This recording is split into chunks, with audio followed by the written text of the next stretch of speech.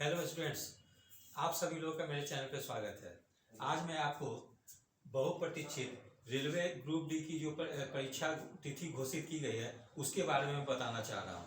तो railway group D के जो विज्ञापन जो था वो वर्ष 2019 में आई थी, ठीक है। जिसका अभी एक दिन पहले प्रिलिमिनरी एग्जाम की तिथि घोषित की गई है। घोषणा की गई है कि 23 फरवरी 2022 से प्रिलिमिनरी एग्जाम आरंभ होने की संभावना है। तो इसमें टोटल पोस्ट या कुल पदों की संख्या 1,37,69 है। तो ये काफ़ी बड़ी वैकेंसी है, इसलिए जो अभ्यर्थी काफ़ी दिनों से इसका इंतजार कर रहे थे प्रारंभिक परीक्षा होने की, उन लोगों को अब इसकी तैयारी में गंभीरतापूर्वक लग जानी चाहिए, क्योंकि लगभग 2.5 महीने बाद जो है कि इसकी प्रारंभिक परीक्षा स्टार्ट हो जाएगी, ठीक है। और इस पोस्ट के लिए टोटल एप्लीकेंट जो है वो 1,15,00,000 है। तो जब 1,00,000 सीट्स है तो आवेदन करने वालों की संख्या भी काफ़ी ज़्यादा है, इसलिए इसमें काफ़ी कठिन प्रतिस्पर्धा होने की संभावना है। इसलिए सभी स्टूडेंट्स को अपनी आधारभूत तैयारी को काफ़ी मजबूती देने की कोशिश करनी चाहिए। और इसका सिलेबस जो है, इसमें टोटल क्वेश्चन जो है वो 100 होंगे, ठीक है। और एग्जाम पीरियड या परीक्षा अवधि जो होगी वो 90 मिनट से 90 मिनट की होगी। तो 90 मिनट में सभी स्टूडेंट को 100 प्रश्न सॉल्व करने हैं। इसका सिलेबस जो है, इसमें सब निगेटिव मार्किंग का भी प्रावधान किया गया है। सिलेबस जो है कि 4 सब्जेक्ट से प्रश्न पूछे जाएंगे।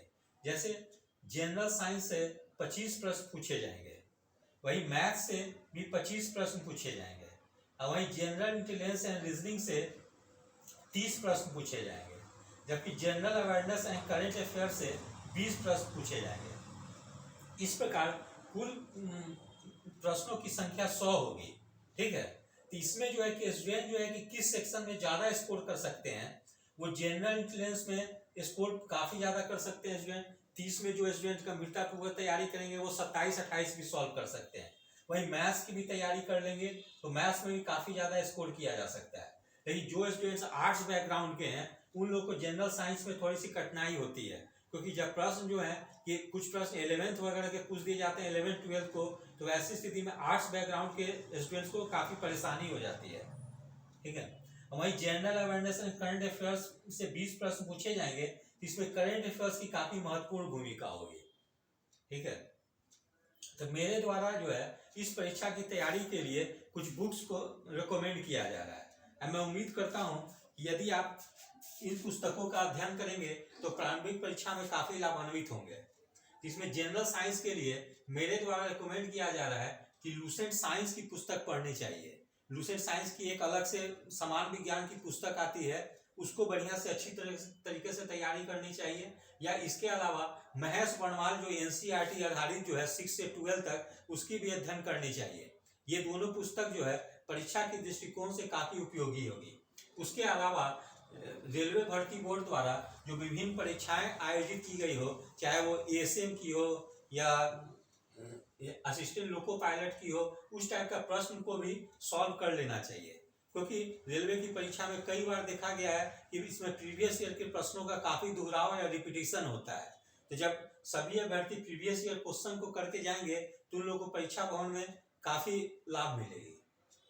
वही मैथ्स के देखें तो मैथ्स के लिए इस वर्तमान समय में यूथ पब्लिकेशन के द्वारा एक रेलवे का प्रीवियस ईयर का आधारित एक पुस्तक लाया गया, जो कि रेलवे की परीक्षा के दृष्टिकोण से काफ़ी उपयोगी है। इसीलिए सभी अभ्यर्थियों को मैथ्स की तैयारी के लिए यूथ प्रकाशन या यूथ पब्लिकेशन के द्वारा जो रेलवे प्रीवियस ईयर आधारित जो पुस्तक जो लाई गई है मार्केट में, उसका अध्ययन जरूर से करना चाहिए। उसके अलावा रेलवे के प्रीवियस ईयर पुस्तक को भी अध्ययन करना चाहिए। जैसे कि अभी कुछ दिन पहले ही जो NTPC का जो नॉन टेक्निकल पोस्ट का एग्जाम हुआ है, जिसमें ASM गुड्स गार्ड्स और ये ASM goods guard, traffic apprentice वगैरह का ये सब की जो परीक्षा आयोजित की गई है, उसके प्रश्नों को भी हल कर लेनी चाहिए, जिससे परीक्षा में लाभ मिले। वहीं जनरल इंटेलिजेंस एंड रीजनिंग के लिए भी यूथ प्रकाशन के द्वारा एक पुस्तक प्रकाशित की गई है, जो कि रेलवे के प्रीवियस ईयर परीक्षा पर आधारित है। तो सभी स्टूडेंट्स को यूथ प्रकाशन द्वारा प्रकाशित पुस्तक का भी अध्ययन करना चाहिए जनरल इंटेलिजेंस और रीजनिंग के लिए। अब वहीं general awareness and current affairs की बात करें तो इसके लिए लूसेंट और स्पीडी का समान ज्ञान का अध्ययन करना चाहिए, समान ज्ञान में लूसेंट और स्पीडी का अध्ययन करना चाहिए। उसके अलावा करंट अफेयर्स के लिए भी स्पीडी प्रकाशन द्वारा मंथली मैगजीन प्रकाशित की जाती है, तो स्पीडी का भी करंट अफेयर्स का अध्ययन करना चाहिए। और एक चीज मैं आप लोग को और बताना चाहता हूं कि चूंकि ये विज्ञापन वर्ष 2019 में जारी किया गया था, इसलिए सभी अभ्यर्थियों को जब करंट अफेयर्स की तैयारी करनी चाहिए तो उन लोग को वर्ष 2019, 2020 और 2021 तीनों ईयर की करंट अफेयर्स को तैयारी करने की कोशिश करनी चाहिए। क्योंकि कई परीक्षाओं में देखा गया है कि जिस वर्ष विज्ञापन प्रकाशित किया जाता है, चाहे वो 2 वर्ष या 3 वर्ष पहले हो, उस वर्ष के विज्ञापन से लेकर वर्तमान समय में जो परीक्षाएं आयोजित की जाती है उस वर्ष तक करंट अफेयर्स को पूछ दिया जाता है।